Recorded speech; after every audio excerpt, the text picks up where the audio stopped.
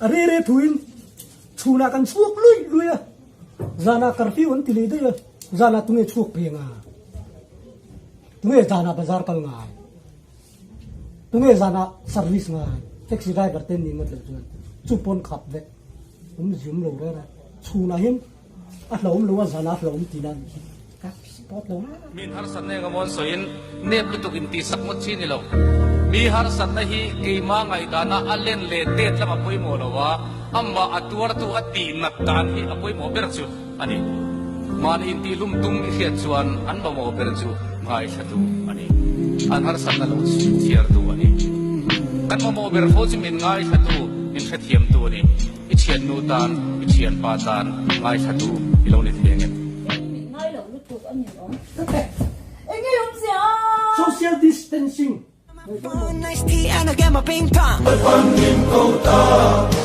sâu răng có lại kề, dal panin. Cause I'm in the stars tonight. So feel free, I'm fine. Set the night light. Hey. Shining through the city with the little. Sâu răng có lại kề. Yes, so I'ma light it. So. Like dynamite. Dấu trở lại bị đấy. Ni leng mà game sẽ khel rồi hả ta?